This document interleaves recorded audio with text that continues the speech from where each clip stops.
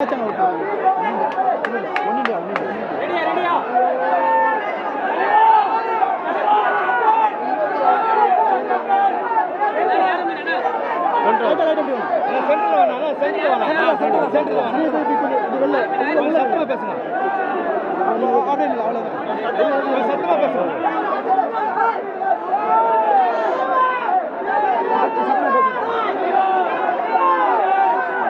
அவர்களோட மறைவு கேட்டதும் எனக்கு மனசே தாளலை. நான் கேப்டன் கூட ஒரு 2-3 படம் நடிச்சிருக்கேன். அதில் ஒரு பர்டிகுலராக ஒரு படம், அந்த படம் நடிக்கும்போது அந்த படத்தில் அந்த காட்சி முடிஞ்சதுக்கப்புறம் எனக்கு டிப்ஸு தர மாதிரி ஒரு சீன் ஒன்று வரும். அப்போ அந்த 100 ரூபா டிப்ஸு என்கிட்ட கொடுத்தாரு.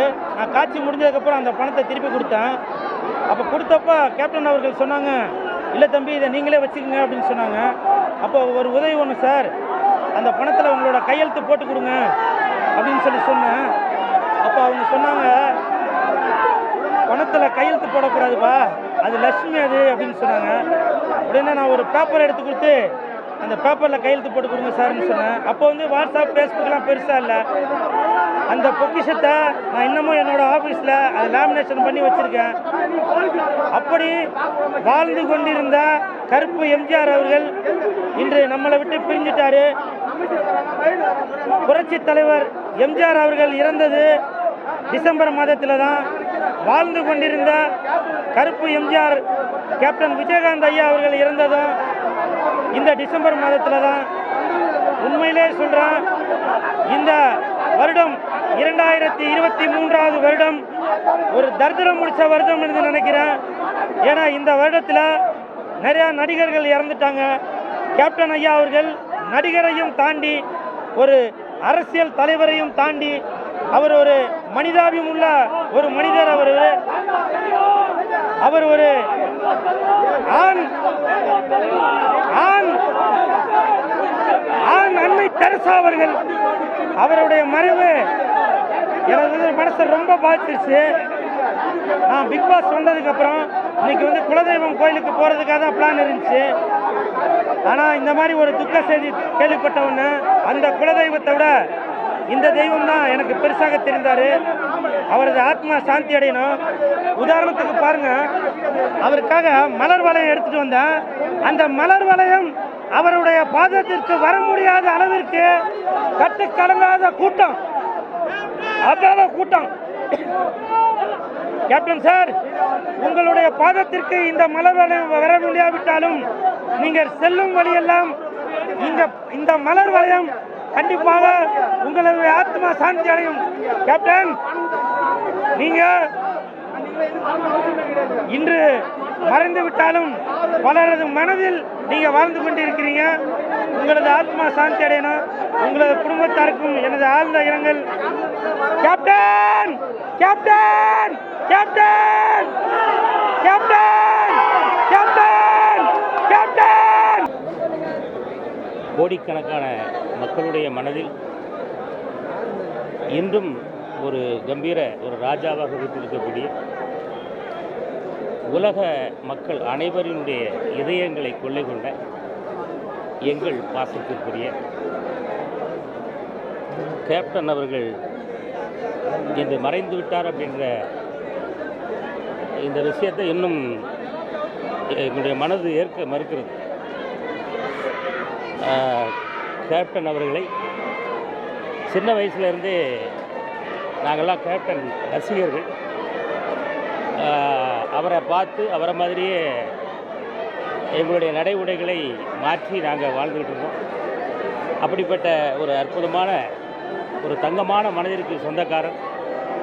ஏழை எளிய மக்களுக்கு தன்னுடைய சொந்த காசிலிருந்து பல கோடிகளை வாரி இறைத்த வள்ளல் இன்றைக்கி நம்மளை விட்டு பிரிஞ்சுட்டார் அப்படிங்கிறத மனசு ஏற்றுக்கிடவே மாட்டேங்குது.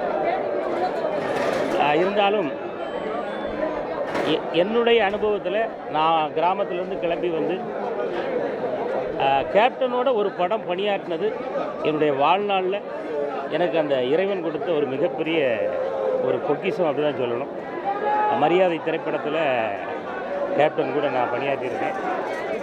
அப்போது நடந்த அந்த சம்பவங்களெல்லாம் பார்க்கும்போது ஒரு மனிதநேயமிக்க ஒரு மனிதரை, எல்லாரையும் ஒரே மாதிரி மதித்து பழகக்கூடிய, எல்லோருக்கும் ஒரே உணவை கொடுத்து தான் எல்லாரையும் சாப்பிட வச்சு சந்தோஷப்படுற ஒரு அற்புதமான உயரிய உள்ளம் கொண்ட எங்களுடைய கேப்டன் இன்று நம்மையெல்லாம் விட்டு பிரிந்தது மிகவும் வேதனையாக இருக்கிறது. கேப்டன் எங்கேயும் போகலை. நல்லவர்கள் கண்டிப்பாக இறைவனுடைய காலடியில் இருப்பாங்க அப்படின்னு சொல்லுவாங்க. அதனால் கண்டிப்பாக கேப்டன் அவர்கள் அந்த தெய்வத்தோட அந்த காலடியில் உறங்கி கொண்டிருக்கிறார் அப்படி தான் சொல்லலாம். அவர் மறைந்து விடவில்லை. இன்று அவருடைய உடல் மறைந்தாலும் இன்னும் பல நூற்றாண்டுகளுக்கு எங்களுடைய கேப்டனுடைய நினைவுகள் எங்களுடைய மனதிலும் இந்த உலகத்தினுடைய அனைத்து இடங்களிலுமே வியாபித்திருக்கும் அப்படின்றத இந்த நேரத்தில் அன்போடு சொல்லி, கேப்டனுடைய ஆன்மா சாந்தியடையும். அவரை பிரிந்திருக்கக்கூடிய அந்நியார், அவருடைய மகன்கள் எல்லாருக்கும் இந்த எங்களாலே தாங்க முடியல, ஆனால் இந்த துக்கத்தை தாங்கக்கூடிய சக்தியை இறைவன் கொடுக்கணும். கேப்டன் அவர்களுடைய ஆன்மா சாந்தியடையும் அப்படின்றத இந்த நேரத்தில் கேப்டனுடைய மரணங்கிறது இன்றைக்கி தமிழ் திரையுலகத்துக்கு மட்டும் இல்லாமல் தமிழகம் உள்ள அனைத்து மக்களுக்குமே ஒரு பெரும் துயராக இன்றைக்கு பார்க்கப்படுகிறது. காரணம், ஒரு அரசியல் தலைவராக மட்டுமில்லாமல், ஒரு நடிகராக மட்டுமில்லாமல், சக மனிதனோடு ஒரு யதார்த்தமான வாழ்வியலை புரிந்து கொண்ட ஒரு மனிதநேயம் உள்ள ஒரு மனிதராக இந்த மண்ணில் வாழ்ந்திருக்கிறார். எதிரிக்கு கூட அவரை ரொம்ப பிடிக்கும். அவரோடு நான் பணிபுரிந்த ஒரு 4-5 படங்கள்லேயே பார்த்தேன். அவருக்குள்ள இவ்வளவு கருணை உள்ளமும் ஈகை குணமும், எப்போதுமே அவரை வேறு ஒரு களத்தில் தான் பார்க்க முடிஞ்சது. அவருடைய சின்ன சின்ன கோபத்துக்கு பின்னாடியும் ஒரு அறம் சார்ந்த நியாயம் இருந்து கொண்டே இருக்கும். எனக்கு தெரிஞ்சு ஒரு மனிதரை எல்லா வகையிலும் நேசிக்க முடியும் என்றால் அது கேப்டனை தவிர யாரையும் நம்ம நேசிக்க முடியாது. அவருடைய இடத்தை இனி எவராலும் பூர்த்தி செய்ய முடியாதுங்கிறது தான் உண்மை.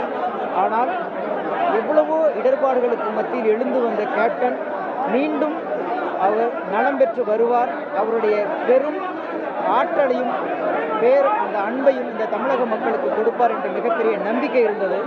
அது பொய்த்து போகும்போது தான் மிகப்பெரிய வருத்தத்தை ஏற்படுத்துகிறது.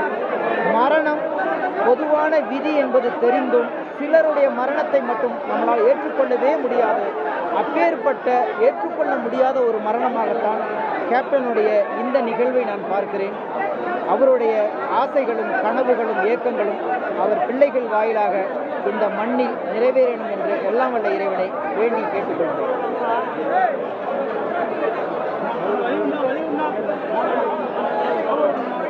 ஒரு நல்ல மனிதன், ஒரு நல்ல நடிகன், ஒரு நல்ல தலைவனை இந்த நாடு இழந்துருச்சு. இப்படி ஒரு மனிதனை மீண்டும் நம்ம சந்திக்க போவதில்லை. இப்படி ஒரு மனிதனின் இழப்பு இந்த நாட்டுக்கு மிகப்பெரிய இழப்பு. இப்படி ஒரு மனிதன் வாழ்ந்த காலகட்டத்தில் நான் வாழ்ந்திருக்கேன்னு நினைக்கும் போது அதுவே நான் செஞ்ச பாக்கியமாக நினைக்கிறேன்.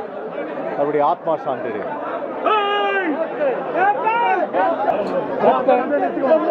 விஜயகாந்த் அவர்களுடைய மரணம் திரையுலகம் மட்டுமல்லாது ஒட்டுமொத்த உலகத்தில் வாழக்கூடிய தமிழர்களுக்கும் ஒட்டுமொத்த இந்தியர்களுக்குமே ஒரு மிகப்பெரிய பேரிழப்பாகும். மனித நேயத்துடைய முழு உருவம் என்று சொன்னால் அது கேப்டன் விஜயகாந்த் அவர்கள் மட்டும்தான். நடிகர் சங்கத்தினுடைய தலைவராக பொறுப்பேற்று நடிகர் சங்கத்தை கட்டி காத்தது மட்டுமல்லாது, புரட்சி தலைவி அம்மா அவர்கள், டாக்டர் கலைஞர் அவர்கள் வாழ்ந்த காலத்திலேயே தனக்கென்று ஒரு கட்சியை துவங்கி தமிழகத்தினுடைய சட்டமன்றத்திலே எதிர்க்கட்சி தலைவராக அமர்ந்த பெருமையும் அவருக்கு மட்டுமே சாரும். ஒட்டுமொத்த சினிமா உலகம் மட்டுமல்லாது அனைவரிடத்திலும் அன்பையும் மனிதநேயத்தையும் போற்றக்கூடியவராக, உரிமை எடுத்து ஒவ்வொருவரையும் வழிநடத்துவராக, ஒட்டுமொத்த உயிர்கள் அத்தனை பேர் மீதும் பேரன்பு கொண்டவரான ஒரு பெருமகனை ஒட்டுமொத்த நாம் இழந்திருக்கிறோம் என்பது மிகவும் வேதனைக்குரியது. அப்பேற்பட்ட ஒரு மகானுடைய, இப்பேற்பட்ட ஒரு தலைவனுடைய, எங்கள் நடிகர் சங்கத்தினுடைய தலைவருடைய இந்த இறுதி நிகழ்விலே கலந்து கொள்வதற்கு எங்களை போன்றவர்களுக்கே பாதுகாப்பு இல்லாத ஒரு நிலை நடந்து கொண்டிருக்கிறது. ஒட்டுமொத்தமாக இவ்வளவு பெருந்திரள் கூட்டம் வரக்கூடிய இந்த நேரத்திலே, இந்த தருணத்திலே இதை தமிழக அரசு மிக மிக நேர்த்தியாக கையாண்டிருக்க வேண்டும். காவல்துறையினரிடத்தில் கடுமையாக சட்டங்களை வகுத்து பொதுமக்களுக்கு எந்த இடையூறும் இல்லாமல், வரக்கூடிய முக்கியஸ்தர்களுக்கும் எந்த இடையூறும் இல்லாமல் இதில் ஏன் வந்தோம் என்கின்ற நிலைக்கு தள்ளப்பட்டிருக்கிறது. மிகவும் வேதனை அளிக்கிறது. இப்பேற்பட்டவருடைய நிகழ்விலே இப்படி ஒரு அரசாங்கம் இதை கையாளுகிறது என்பது நிச்சயமாக வேதனை அளிக்கக்கூடியதாக இருக்கிறது.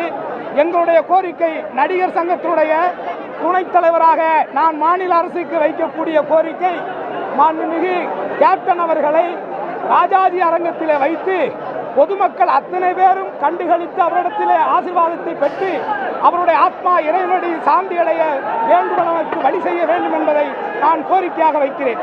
நன்றி. நல்லவனா இருக்கலாம், ஆனா ரொம்ப நல்லவனா இருக்கக்கூடாதுன்னு சொல்லுவாங்க. ஆனா நம்ம கேப்டன் வந்து ரொம்ப ரொம்ப நல்லவரா இருந்தார். அதனால்தான் அவர் காசு பணம் வேணும்னா இன்னைக்கு வந்து இவ்வளோ கோடான கோடி மக்கள் அவருக்காக தொடர்ந்து நிற்கிறாங்க. அவர் வந்து சின்ன வயசுல நல்லா தெரியும். ஒரு 4-5 படம் அவரோட நடிச்சிருக்கேன். அவர் வந்து ரியல் லைஃப்ல நிஜ ஹீரோ. அவருக்கு நடிக்க தெரியாது, அரசியல்லையோ இல்லை நிஜ வாழ்க்கையிலையோ. அவரோட ஆசை நிறைவேறாம அவர் போயிட்டாருன்னு நினைக்கும் போது ரொம்ப வருத்தமா இருக்கு. இவ்வளோ நல்லவருக்கு இவ்வளோ சீக்கிரம் இது நடந்திருக்கவே கூடாது. ஏழைகளோட சாமி சரிஞ்சிருச்சுன்னு நான் நினைக்கிறேன். அவரை இனிமேல் நம்ம பார்க்கவே முடியாதுன்னு நினைக்கும் போது ரொம்ப கஷ்டமா இருக்கு. ஆனா நம்ம பார்க்கலாம்.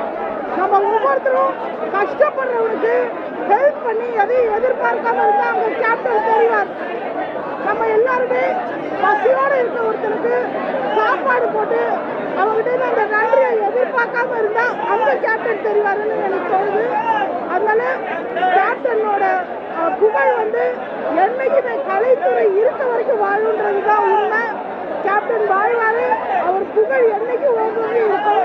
நம்ம பண்ண வேண்டியது எல்லாமே அவரோட குடும்பத்துக்காகவும் அவங்களோட நண்பர்கள், முக்கியமா ராதாரெட்டி அண்ணா, வாகை சந்திரசேகர் அண்ணா, தியாகு அண்ணா, அந்த மாதிரி அவரோட க்ளோஸ் ஃப்ரெண்ட்ஸும் அவரோட ஃபேன்ஸும் அவரோட தொண்டர்கள் எல்லாருக்கும் இந்த நேரத்தில் அவர் சக்தியை தரணும்னு வேண்டியதுதான்.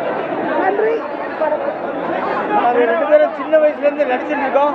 நான் சின்ன வயசுலேருந்து நடிச்சிருக்கேன். அண்ணனோட ஒரு 5-6 படம் நான் நடிச்சிருக்கேன். என் வீடு மண்டாரப்பேட்டை. என் வீட்டில் வந்து யாரும் காரில் என்னை ட்ராப் பண்ண மாட்டாங்க. அதனால் நடிகர் சங்கத்தில் விட்டுட்டு போயிடுவாங்க. ஒரு நாள் நான் குளிரில் இருக்கும்போது அண்ணன் வந்து என்னை கூப்பிட்டு, எங்கடா உங்கள் வீடு? நான் மண்டாரப்பேட்டில் இருக்கேண்ணே அப்படின்னா, டேய் அந்த ரூம் தாங்கடா, இனிமேல் வந்தால் என் ரூமில் தாண்டா இருக்கணும்னு ஏசியை போட சொன்னேன். ஒரே மனுஷன் கேப்டன் மட்டும்தான். கேப்டன் மட்டும்தான். அந்த நல்ல மனுஷனுக்கு இப்படி ஒரு விதியா? இது வயசே கிடையாது, இது வயசே கிடையாது. அவர் நல்லா இருக்கணும், அவர் நல்லா இருந்திருக்கணும், நல்லா இருந்திருக்கும். எவ்வளோ பேருக்கு, ஒரு சின்ன நடிகர்லேருந்து ஒரு ஜூனியர் ஆர்டிஸ்ட்லேருந்து ஸ்டண்ட்லேருந்து எல்லாருக்குமே அவர் வந்து அவ்வளோ மரியாதை கொடுத்து அவ்வளவு எல்லா நல்ல விஷயங்களும் செஞ்சுருந்தார். கடைசியாக நாங்கள் போய் அவரை சந்திச்சதுக்கு கூட அவரால் பேச முடியல. இருந்தாலும் அவர் எங்ககிட்ட கேட்குறாரு, நாடக நடிகர்கள் எப்படி இருக்காங்க, அவங்களுக்கு எவ்வளோ சம்பளம் தராங்க, ஜூனியர் ஆர்டிஸ்ட் எப்படி இருக்காங்க, அவங்களுக்கு ஒழுங்காக பென்ஷன் போகுதான்னு கேட்குறாரு. அந்த அளவுக்கு நடிகர், அந்த நடிகர் சங்கத்தை மட்டும் இல்லைங்க, அந்த நடிகர்களை தன்னுடைய குடும்பத்தில் இருக்கிறாங்க நினைச்சவர். அந்த நல்ல மனுஷன் தர்மம் தலைக்காகல அப்படின்னு எல்லாருக்கும் சமமான சாப்பாடு. இவர் என்ன சாப்பிட்றாரோ அதே தான் எல்லாம் சாப்பிட்டார். உண்மையாலுமே அவர் வந்து அவர் ஏன் கடவுள் கூட்டு போயிட்டாரு. இப்பெல்லாம் சினிமாவில் இருக்க நடிகர்களோட ஒவ்வொரு வாழ்க்கையும் டப்பு டப்புன்னு முடியுது. கடவுளே கொஞ்சம் கேப் கொடுங்க, கேப் கொடுங்க, கேப் கொடுங்க. கேப்டன் விஜயகாந்த் சார் இன்னைக்கு அவரோட இழப்பு அப்படிங்கிறது தமிழ் சினிமாவுக்கு மட்டும் இல்லை, ஒட்டுமொத்த தமிழகத்துக்குமே ஒரு பெரிய இழப்பு. ஏன்னா நமக்கு தெரியும், நம்ம வீட்டில் எல்லா வீட்லேயும் ஒரு அங்கமாக இருந்தவர் விஜயகாந்த் சார். அவரோட துணிச்சல், அவரோட தமிழ் மீதான பற்று, அவரோட உற்சாகம், அடுத்த தலைமுறையை அவர் நடத்தின விதம் எல்லாத்துலேயுமே கேப்டன் விஜயகாந்தை பற்றி நமக்கு தெரியும். இன்றைக்கி அவரை இழந்து வாழக்கூடிய அவரோட கழக உடன்பிறப்புகளுக்கும், சினிமா உலகினருக்கும், நண்பர்களுக்கும், குடும்பத்திற்கும் என்னை ஆழ்ந்த எண்ணங்களை தெரிவித்துக் கொள்கிறேன். சினிமாவில் எல்லாருக்கும் சமமான சாப்பாடு கிடைப்பதற்காக வழிவகை நிறைய கேள்விப்பட்டிருக்கேன். விஜயகாந்த் சாரை பற்றி, கேப்டனை பற்றி யார் பேசினாலும் அவர் மற்றவங்ககிட்ட எப்படி நடந்துக்குவார் அப்படிங்கிறத பற்றி தான் பேசுவாங்க.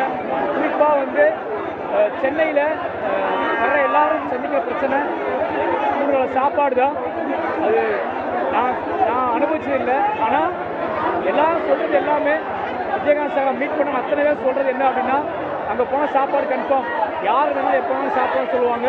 அது மட்டும் இல்லாமல் ஷூட்டிங் ஸ்பாட்லேயும் சரி, எல்லா இடத்துலையும் சரி, யாரும் பசியோடு இருக்கிறதாலும் சொல்லிக்கிட்டே இருப்பான்னு சொல்லுவாங்க.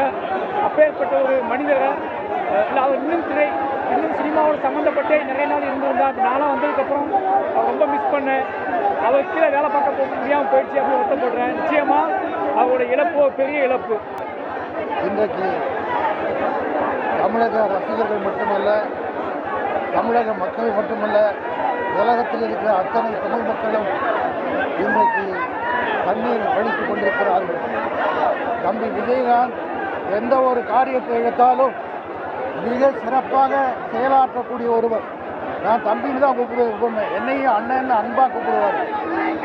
நான் அவரோட வந்து நிறைய படங்கள் நடிச்சிருக்கேன். குறிப்பாக சொல்லணும்னா செந்தூர பாண்டி, சத்திரியன், தர்மபுரி, இன்னும் படங்கள் சொல்லிக்கொண்டே போகலாம். ஏழை ஜாதி, இப்படி எத்தனையோ படங்கள் நாங்கள் நடித்திருக்கோம். ஆனால் எப்படி தமிழ்நாட்டுக்கு ஒரு காமராஜர் இருந்தாரோ, மாணவர்களை எல்லாம் பள்ளியில் படிக்க வேண்டும் என்பதற்காக மதிய உணவு திட்டத்தை கொண்டு வந்து போட்டாரோ, அதே போல சினிமாவை தேடி வருபவர்களுக்கெல்லாம் சாப்பாடு போட்டு அவர்களை ஊக்குவித்து பல நடிகர்களை, பல இயக்குநர்களை, பல கேமராமேன்களை உருவாக்கியிருக்காரு. அப்படிப்பட்ட ஒரு திரு தம்பி விஜயகாந்த் அவர்கள் தான் எடுத்த பொறுப்பை எதாக இருந்தாலும் சிறப்பாக செய்வார். தமிழகத்தில் தென்னிந்திய நடிகர் சங்கத்துக்கு தலைவராகி அந்த நடிகர் சங்கத்துக்கு இருந்த கடனை அடைத்தார் என்றால் நடிகர்களை எல்லாம் ஒன்று சேர்ப்பது அவ்வளோ சாதாரண விஷயம் இல்லை. அவங்களெல்லாம் ஒன்று சேர்த்து ஒருங்கிணைத்து அழைத்து சென்று தன்னுடைய கடனை அடைத்து அதற்கு பிறகு கட்சி ஆரம்பித்தவுடன் அந்த பொறுப்பை வேற ஒருவருடன் ஒப்படைத்து விட்டு சென்று விட்டார். கட்சியை அவர் ஆரம்பித்து நடத்தும் போது எதிர்கட்சி தலைவராக வந்தார். அரசியல் கட்சிகள் அத்தனையும் அவரோடு கூட்டணி அமைத்தால்தான் வெற்றி பெற முடியும் என்ற ஒரு நிலைமையை தமிழகத்தில் ஏற்படுத்தியவர் தான் தம்பி விஜயகாந்த் அவர்கள் ஆளுங்கட்சியாக வர முடியவில்லையே தவிர ஆண்டவன் அதற்கு வழிவகுக்கவில்லை. ஆகவே எப்படி ஒரு காமராஜர் ஒரு அரசியலிலே சுத்தமாக தூயமாக இருந்தாரோ, அதை போல தம்பி விஜயகாந்த் அவர்களும் ஒரு மாநாட்டிலே சொன்னார், நான் என் சொத்தெல்லாம் வித்துட்டு தான் இந்த மாநாடு நடத்துகிறேன், கட்சியை நடத்துகிறேன், நான் வந்து பணத்துக்காக வரல, எனக்கு 2 வேளை கஞ்சி கிடைச்சா போகிறோம், திண்ணையிலையோ பாயிலையோ போய் படுத்துக்குவேன் அப்படின்னு சொன்னார். அப்படிப்பட்ட ஒரு நல்ல மனிதர் இன்றைக்கு நாம் இழந்து தவிக்கிறோம். அவருடைய ஆத்மா சாந்தி அடையணும். அவருடைய கட்சி தொண்டர்களுக்கும் ரசிகர்களுக்கும் தமிழ் மக்களுக்கும் அவர் குடும்பத்தை சார்ந்த சகோதரி பிரேமலதா விஜயகாந்த் அவர்களுக்கும் பிள்ளைகளுக்கும் சுதீஷ் அவர்களுக்கும் அவர் குடும்பத்தாருக்கும் என்னுடைய ஆழ்ந்த இரங்கலை தெரிவித்துக் கொள்கின்றேன். அது இல்லாமல் ஃபைட்டில் வந்து ரொம்ப சூப்பராக பண்ணுவார். எனக்கு ரொம்ப பிடிச்சதே விஜயகாந்த் அவர்கள், தம்பி விஜயகாந்த் ஃபைட் தான். வாழ்க்கையிலேயும் ஃபைட் பண்ணார், படத்துலேயும் ஃபைட் பண்ணார். அவர் அப்படியே அடிக்கடி சொல்லுவார், தம்பி அருண் விஜய் வந்து ரொம்ப சிறப்பாக ஃபைட் பண்ணுறாரு, ரொம்ப நல்லா வருவார்னு சொல்லார். அவர் இன்னைக்கு வந்திருக்கணும். அவர் ஃபைட்டில் காலில் அடிபட்டதுனால அவர் வர முடியல. அவர் சார்பாகவும் நான் இந்த இரங்கலை தெரிவித்துக் கொள்கிறேன். கேப்டன் சார் இறந்து தமிழ்நாட்டில் உலகம் பூராமே ரொம்ப துயரமான ஒரு செய்தி. இதை நான் கேட்டு ரொம்ப அதிர்ச்சி அடைஞ்சேன். எனக்கு ஒரு பொன்னான வாய்ப்பு, அவருடைய கடைசி படம் டைரக்ஷனில் நான் நடித்தது சகாப்தன்ங்கிற படம். அவருடைய சன்னு தான் எனக்கு மாப்பிள்ளையாக வந்திருந்தார் படத்தில். அந்த அனுபவம் வந்து 20 டேஸ் நான் அவர் கூட இருந்தது மறக்க முடியாத ஒரு நிகழ்வு. அவர் வந்து ஷூட்டிங் ஸ்பாட்டில் கரெக்டான அந்த டைம், கரெக்டான ஈவினிங் ஆனால் முடிகிற டைம் எல்லாமே ரொம்ப பஞ்சுவலாக பண்ணுறாரு. அவரால் தமிழ்நாடு மக்கள் எல்லாம் பசி பட்டி இல்லாமல் நிறைய பேருக்கு அவர் உணவு அளிச்சிருக்காரு. அவருடைய காலேஜ் ஆண்டாள் அழகர் காலேஜில் 2000 பேர்த்துக்கு தினமும் சாப்பாடு, உடை, படிப்பு எல்லாமே பண்ணி கொடுத்துருக்காரு.